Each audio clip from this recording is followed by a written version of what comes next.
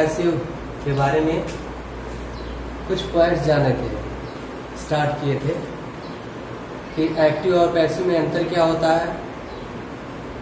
Passive voice के कुछ points जाने थे और सामान्य रूप से सामान्य तरीके से कौन कौन से चैप्टर्स का टेंस का पैसिव वॉइस बनाते हैं उनके बारे में भी जाने थे और उनको लिखे थे। आइए हम आज पैसिव वॉइस के पहले चैप्टर यानी सिंपल प्रेजेंट टेंस के बारे में जानते हैं और इसको पैसिव वॉइस में बनाना सीखेंगे। सबसे पहले हम इसके रूल को जानते हैं। यदि हम रूल समझ लिए तो फिर फार्मूले के अनुसार हर एक वाक्य को पैसिव वॉइस में कन्वर्ट कर सकते हैं। जैसे इसका रूल क्या है, इस टेंस के वाक्यों का पैसिव वॉइस बनाने के लिए सिंगुलर सब्जेक्ट के साथ, यानी यदि सब्जेक्ट सिंगुलर हो तो उसके साथ सहायक क्रिया हम इज लगाएंगे, और यदि सब्जेक्ट प्लूरल हो तो उसके साथ सहायक क्रिया आर लगाएंगे, और यदि सब्जेक्ट आई हो, ये हो, तो उसके साथ हम सहायक क्रिया एम लगाएंगे। अब हम फार्मूले को देखते हैं। फार्मूले में क्या लिखा गया है, सबसे पहले सब्जेक्ट, उसके बाद सहायक क्रियाएं लिखा गया है इज, एम, आर। फिर क्या लिखा गया है, वर्ब की थर्ड फॉर्म, उसके बाद बाई, फिर ऑब्जेक्ट, और लास्ट में अदर वर्ड। तो इन वाक्यों को हम देखते हैं। सबसे पहले ये पता करेंगे कि क्या यह वाक्य इसी टेंस के हैं। तो आइए जानते हैं, देखते हैं। She reads a book. She reads, वह पढ़ती है, अ बुक, एक पुस्तक, वह एक पुस्तक पढ़ती है। बताइए किस टेंस का वाक्य है। ताती, ता, रहती, रहते हैं, किसमें आता है, सिंपल प्रेजेंट टेंस में। तो यह उस टेंस के वाक्य हैं। दूसरा, they call you. They, way, call, पुकारते हैं या बुलाते हैं, यू, तुम्हें, वे तुम्हें बुलाते हैं। ये भी तो उसी टेंस का है, ताती है, आया है। तो ये उसी टेंस के वाक्य हैं। अब पता कैसे करेंगे, तो देखिए इंग्लिश में पता कैसे करेंगे। तो यदि सब्जेक्ट के बाद वर्ब में यस या ईएस लगा रहता है तो उसे सिंपल प्रेजेंट टेंस के अंतर्गत लेते हैं, और यदि सब्जेक्ट के बाद वर्ब की फर्स्ट फॉर्म का प्रयोग हो, उसमें यस या ईएस ना लगा हो, या फिर वर्ब की सेकेंड थर्ड फॉर्म कोई भी ना हो, तो उसे भी हम किस टेंस के अंतर्गत मानते हैं, सिंपल प्रेजेंट टेंस के अंतर्गत। तो इस तरीके से हमें पता चल गया कि यदि सब्जेक्ट के बाद यस या ईएस लगा हो वर्ब में, या फिर सब्जेक्ट के बाद वर्ब अपने प्रथम रूप में हो, तो उसको हम सिंपल प्रेजेंट टेंस के अंतर्गत मानते हैं और उसे सिंपल प्रेजेंट टेंस का वाक्य कहते हैं। तो अब इसे क्लियर हो गया कि ये सिंपल प्रेजेंट टेंस के वाक्य हैं। आइए अब इसको बनाते हैं। तो कल हमने रूल लिखा था, कुछ पॉइंट्स लिखे थे कि एक्टिव वॉइस के ऑब्जेक्ट को पैसिव वॉइस का सब्जेक्ट बनाते हैं, और एक्टिव वॉइस के सब्जेक्ट को पैसिव वॉइस का ऑब्जेक्ट बनाते हैं। हमने ये कल पॉइंट्स लिखा था और एग्जांपल्स के थ्रू हमने एक्सप्लेन भी किया था, समझाया भी था। तो चलिए पहले वाले वाक्य को हम पैसिव वॉइस में कन्वर्ट करना सीखते हैं, जानते हैं। तो सब्जेक्ट, सबसे पहले हम इस वाक्य में सब्जेक्ट ढूंढेंगे। एक्टिव वॉइस का ये जो वाक्य है इसमें हम सब्जेक्ट ढूंढेंगे। सब्जेक्ट कहाँ होता है। अब आप तो कहेंगे कि सर यही सब्जेक्ट है। ठीक है, ये सब्जेक्ट है, लेकिन ये जो फार्मूला है ये पैसिव वॉइस का है। एक्टिव वॉइस का ये फार्मूला नहीं है, ये पैसिव वॉइस का फार्मूला है। आपने बताया तो कि सर इसमें सब्जेक्ट सी है, लेकिन हमें पैसिव वॉइस में कन्वर्ट करना है और ये पैसिव वॉइस का ही फॉर्मूला है। तो पॉइंट्स में हमने बताया था कि जो एक्टिव वॉइस का ऑब्जेक्ट होता है, अब ये एक्टिव वॉइस का वाक्य है, इसमें ऑब्जेक्ट कहाँ है, ये एक्टिव वॉइस का ऑब्जेक्ट ये है, तो इसको हम पैसिव वॉइस में क्या बनाएंगे, सब्जेक्ट बनाएंगे। तो इसको हम अब सब्जेक्ट के रूप में हम क्या लिखेंगे, इसको नहीं लिखेंगे, एक्टिव वॉइस का जो ऑब्जेक्ट रहता है यानी ये, इसको हम सब्जेक्ट के रूप में लिखेंगे। तो अब हमने लिख दिया इसको सब्जेक्ट के रूप में, आ बुक सब्जेक्ट हो गया। अब क्या दिया है, प्लस करके फार्मूले में EJMR, तो ए बुक अब सब्जेक्ट हो गया, तो बताइए इसके अनुसार आप क्या लगाएंगे, इज को लगाएंगे, सिंगुलर हो गया ना, तो इसके अनुसार हम क्या लगाएंगे, इज। ठीक, नेक्स्ट आते हैं, प्लस के बाद क्या दिया है, वर्ब थर्ड। बताइए इसमें वर्ब क्या है, यही वर्ब है, रीड्स। अब इसका थर्ड फॉर्म क्या होता है, रेड होता है, रेड हमने लिख दिया। फार्मूले में क्या है इसके बाद, बाई, तो बाई हम इसके बाद लिख देंगे बाई। अब फिर फार्मूले में क्या है, ऑब्जेक्ट। अब बताइए इसमें ऑब्जेक्ट क्या है, आप कहेंगे कि सर ये ऑब्जेक्ट है, ऑब्जेक्ट है ये, लेकिन हमने इसे सब्जेक्ट बना लिया, ऑलरेडी लिख दिया है। अब इसमें ऑब्जेक्ट क्या होगा, तो हमने पॉइंट्स में बताया था कि जो पैसिव वॉइस का सब्जेक्ट है, सॉरी जो एक्टिव वॉइस का सब्जेक्ट है, यह पैसिव वॉइस में ऑब्जेक्ट बनता है। यानी एक्टिव वॉइस का सब्जेक्ट और पैसिव वॉइस में क्या बनेगा, ऑब्जेक्ट बनेगा। यानी ऑब्जेक्ट अब क्या है इसमें, इस वाक्य में ऑब्जेक्ट क्या है, अबुक नहीं है, सी है, क्योंकि हम इसे पैसिव वॉइस में कन्वर्ट कर रहे हैं ना, तो सी है। अब सी को हमने बताया था ऑब्जेक्ट लिखते समय सब्जेक्ट और ऑब्जेक्ट को बदलना। पिछले वाली वीडियो में हमने पढ़ा था कि सब्जेक्ट को ऑब्जेक्ट में कैसे बदलते हैं, ऑब्जेक्ट को सब्जेक्ट में कैसे बदलते हैं और क्या होता है किसका। तो बताइए सी है, सी यहाँ सब्जेक्ट है, ऑब्जेक्ट के रूप में हमें इसे लिखना है, तो सी का क्या होता है, ऑब्जेक्ट हर। हर। अब इस वाक्य में अब कुछ भी नहीं बचा लिखने के लिए, तो हम क्या लगाएंगे, तो इस तरीके से इस वाक्य को हमने पैसिव वॉइस में कन्वर्ट किया। दूसरा वाक्य भी सेम तरीके से पैसिव वॉइस में कन्वर्ट होगा। जैसे चलिए कन्वर्ट करते हैं, तो सब्जेक्ट अब इसमें क्या है, जो ऑब्जेक्ट रहेगा वो सब्जेक्ट होगा, यानी यू अब इसमें सब्जेक्ट है, यू हमने लिख दिया। अब यू के अनुसार हम यानी सब्जेक्ट के अनुसार हम सहायक क्रिया लिखेंगे, तो प्लूरल है तो प्लूरल सहायक क्रिया आर। फार्मूले में वर्ब इसमें क्या है, काल, थर्ड फॉर्म कार्ड, काल। अब देखिए फार्मूले में क्या लिखा है, बाई, तो अब हम बाई को लिखेंगे वाक्य में। फिर फार्मूले में क्या लिखा है, ऑब्जेक्ट का पता है ना कि जो एक्टिव वॉइस का ऑब्जेक्ट होता, जो एक्टिव वॉइस का सब्जेक्ट होता है वो पैसिव वॉइस में ऑब्जेक्ट बनता है, यानी इसका सब्जेक्ट हम देखेंगे तो दे है। अब इसको हम ऑब्जेक्ट के रूप में लिखेंगे, लेकिन सेम टू सेम नहीं लिखेंगे, इसको ऑब्जेक्ट में कन्वर्ट करेंगे पहले। तो दे का ऑब्जेक्ट क्या होता है, क्या लिखवाए थे, देम। अब उसको हम देम कर देंगे, उसके बाद कन्वर्ट करके हमने इसे लिख दिया। अब वाक्य में लिखने हेतु कुछ भी नहीं बचा, तो इसके निगेटिव वाक्यों को बनाना जानते हैं।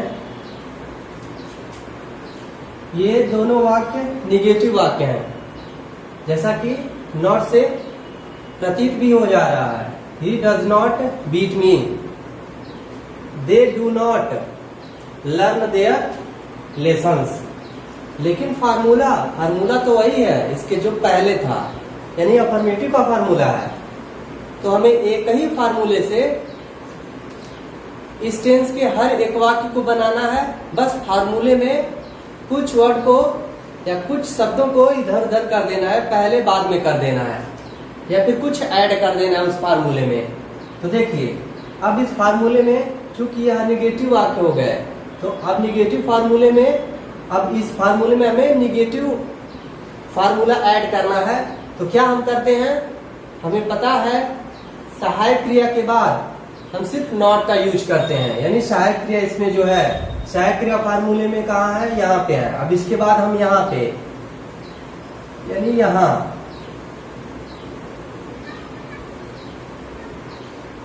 प्लस के बाद लिख देते हैं, और यहां पे प्लस के बाद क्या आएगा, नॉट, उसके बाद फिर प्लस हो जाएगा, यानी सब्जेक्ट इज एमआर सहायक क्रिया, फिर नॉट, फिर वर्ब की थर्ड फॉर्म, फिर बाय, उसके बाद ऑब्जेक्ट और अदर वर्ड। बस थोड़ा सा चेंजिंग हमें करना है, क्या, सहायक क्रिया के बाद नॉट लगा देना है। उसी तरीके से अब जब हम इसका पैसिव वॉइस बनाएंगे तो बस सहायक क्रिया के बाद नॉट लिख देंगे, निगेटिव वाक्य बन जाएगा।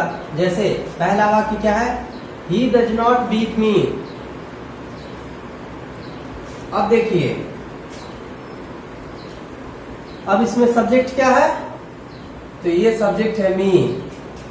अब इसको जब हम सब्जेक्ट के रूप में लिखेंगे तो हमने बताया था कि सब्जेक्ट को वर्ब में कैसे कन्वर्ट करते हैं और क्या होता है। तो यह ऑब्जेक्ट के रूप में है मी, इसको हम सब्जेक्ट के रूप में चेंज करेंगे, कन्वर्ट करेंगे, तो क्या हमें मिलेगा, आई। ठीक, अब आई के अनुसार क्या लगाएंगे, एम। तो हमने एम लिख दिया। अब एम के बाद क्या लिखा है, सहायक क्रिया के बाद हमें क्या लगाना है, नॉट। नॉट हमने लगा दिया। उसके बाद क्या लिखा है, वर्ब थर्ड। वर्ब इसमें क्या है, बीट। बीट का third form, beat, bat, beaten. तो थर्ड फॉर्म बीटेन भी हमने लिख दिया। आगे क्या है फॉर्मूले में, बाई। बाई को हमने लिख दिया। फिर क्या है, ऑब्जेक्ट। ऑब्जेक्ट अब क्या है इसमें, यही ही। तो हमें इसे ऑब्जेक्ट में कन्वर्ट करना है। तो कन्वर्ट करने के लिए हम क्या इसका लिखे थे ऑब्जेक्ट के रूप में, हिम। अब इसमें कुछ भी नहीं बचा लिखने के लिए, तो क्या हम लगाएंगे, फुल स्टॉप। उसी तरीके से दूसरे वाले वाक्य को भी कन्वर्ट करेंगे पैसिव में। सब्जेक्ट इसमें क्या है, तो ये है, देयर लेसन्स।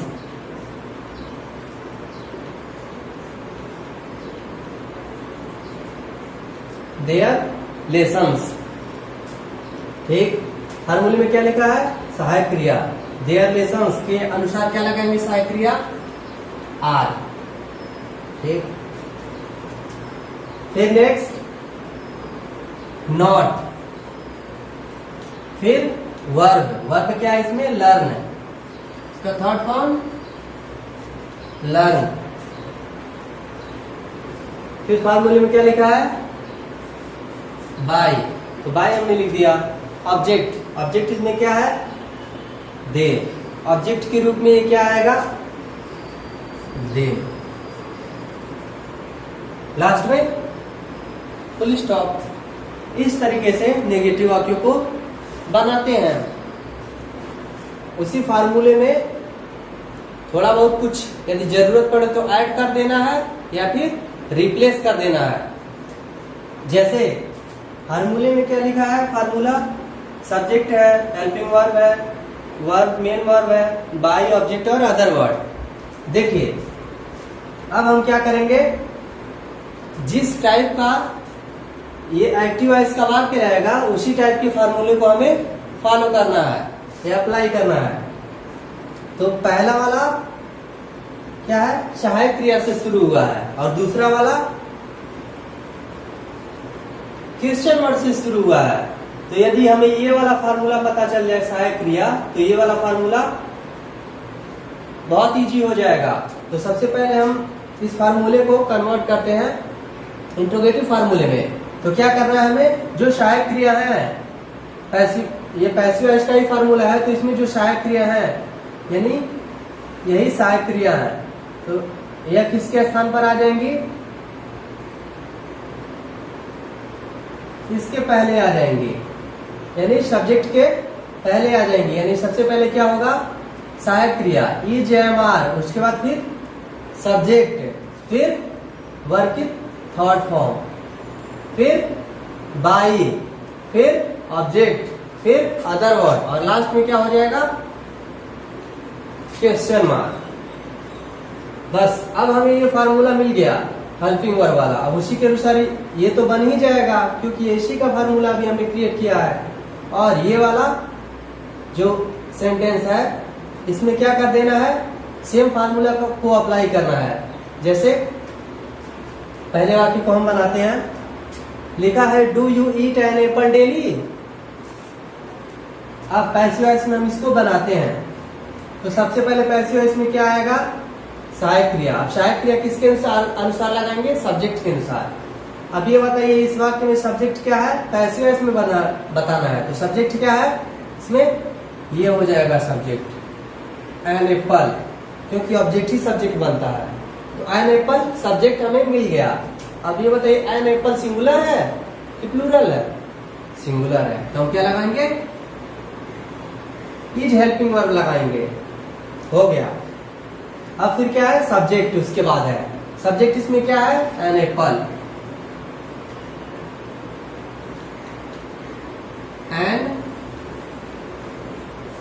एप्पल। फिर क्या है? वर्ब है। वर्ब इसमें क्या है? ईट है। Third form eaten. नेक्स्ट क्या है फार्मूले में?